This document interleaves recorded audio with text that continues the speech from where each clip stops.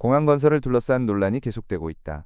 가덕도가 신공항 입지로 적절한지에 대한 논란은 20년 전부터 시작됐다. 정부가 건설 사업을 계속 추진한다는 방침을 확인했지만 안전성과 경제성 등에 대한 항공건설업계 우려는 여전히 크다. 가덕도 신공항의 태생적 한계와 더불어 컨소시엄 주관사였던 현대건설이 불참을 선언한 배경을 면밀히 살펴봐야 할 것으로 보인다. 가덕도 신공항 건설의 장밋빛 미래에 대한 기대감은 일본 간사이 공항의 성공 사례에서 기인한다. 간사이 공항은 일본 최대이자 최고의 토목공사로 만들어진 세계 최초의 해상매립공항이다. 세계 10대 건축물로도 선정됐다. 하지만 예상치를 넘어선 지반 침하로 거액의 유지보수 비용이 매년 투입되면서 일본 정부의 애물단지가 됐다. 최근에는 앞으로 30년이 지나면 간사이 공항의 일부가 물에 잠길 것이라는 분석이 나오고 있다. 30조 원에 달하는 사업비와 최첨단 공법을 동원해 지었지만 시간이 지나면서 그 한계를 드러내고 있는 것이다. 조선비즈 취재에 따르면 간사이 공항에서는 현재 해안제방, 방조제를 추가하는 보수공사가 진행 중이다. 간사이 공항을 지탱하는 두 개의 인공섬 중 하나가 18m 가까이 가라앉았기 때문이다. 이 섬은 20m 두께의 연약지반 위에 지어져 220만 개의 수직 배수관을 설치했지만 해저의 점토층이 점점 압축되고 있다. 현재 공항 부지의 가장 낮은 곳은 해발 2m로 알려졌다. 이 공사에 들어가는 비용은 1억 5천만 달러, 2천여억 원이다. 간사이 공항이 지반 침하에 대응하기 위해 진행 중인 공사는 또 있다.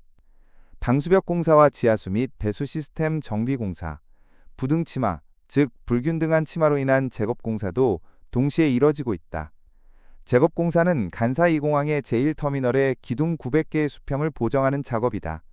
기둥별로 다른 침하 정도를 파악하고 플레이트를 삽입해 수평을 맞춘다. 기둥 가장 아래 부분에 금속판을 끼워 높이를 조정하는 것으로 책상이 흔들릴 때 책상다리 아래에 종이를 괴는 것과 같은 원리다. 간사이 공항은 공식 홈페이지에 작업 시스템에 대한 상세한 내용을 공개하고 있다. 일본 마이니치 신문에 따르면 작업 공사의 비용은 비공개로 수년마다 한 번씩 정기적으로 진행되고 있다. 해외 언론 매체들은 최근 간사이 공항의 지반 침하를 집중적으로 보도하고 있다. 영국 일간지 인디펜던트가 지난달 23일에 한 보도에 따르면 간사이 공항이 지금과 같은 속도로 침하될 경우 2056년 공항의 일부가 해수면 아래로 내려갈 수 있다. 간사이 공항이 건설될 당시 개항 후 50년 동안의 지반 침하 추정치를 바탕으로 매립토사의 양이 결정됐기 때문이다. 간사이 공항은 1994년 개항했다. 이 분석은 지금과 같은 유지보수 공사를 지속한다는 것을 전제로 한 것이다. 싱가포르의 스트리트 타임즈, 중국의 사우스 차이나 모닝포스트 등 아시아권 언론에서도 이를 후속 보도했다. 간사이 공항은 공사 당시 50년간 11.5m 침하될 것이라고 예상하고 토사 매립량을 결정했다. 하지만 개항 이후 6년 만에 11m가 내려앉았다. 누적된 토사의 무게에 더해 대형 항공기가 뜨고 내리며 지반에 가해지는 하중, 해수면의 상승, 지반의 불규칙한 움직임 등 사전에 예측하기 힘들었던 변수가 작용한 결과로 해석된다. 전반적인 지반 침하로 2018년 9월 태풍 제비가 일본을 덮쳤을 때 간사이 공항은 활주로가 물에 잠겨 15일간 문을 닫기도 했다. 매년 유지보수 비용으로 거액이 투입되면서 간사이 공항은 세계에서 비행기 착륙료가 가장 비싼 공항이 됐다. 세계 각국의 항공사가 자연스럽게 간사이 공항 취향을 줄였다.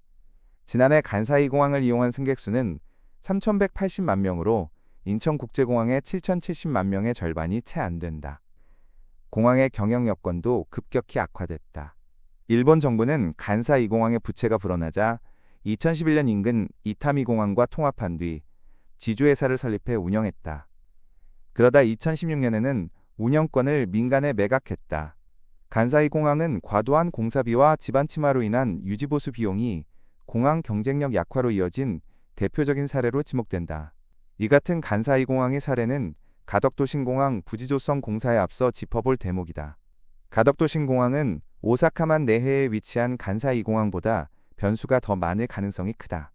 2011년 신공항 입지평가위원회가 후보지로 경쟁 중이던 가덕도와 경남 밀양을 모두 탈락시킨 주 요인에도 불리한 지형 조건이 있었다.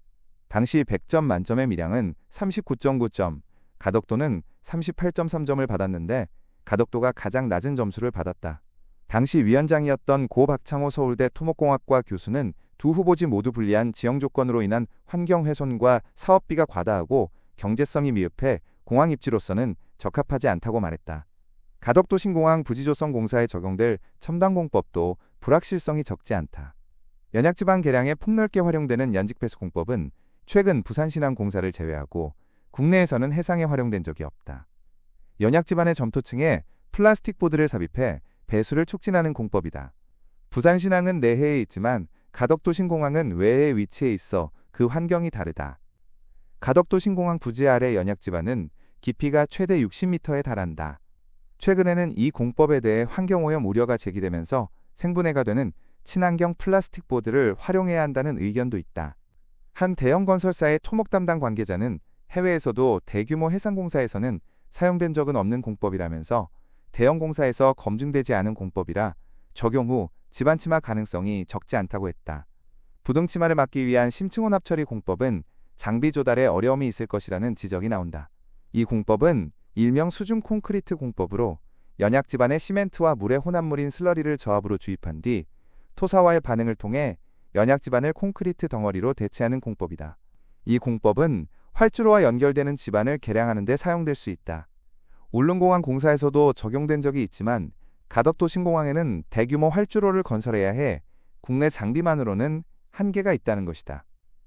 건설업계에서는 내년 하반기 이후에나 심층혼합 처리 전용선이 10여 척 확보될 것으로 보고 있다. 한편 국토교통부는 가덕도 신공항의 사업비로 13조 원가량을 언급하고 있지만 실제로는 16조 원이 넘어설 것이라는 분석도 있다.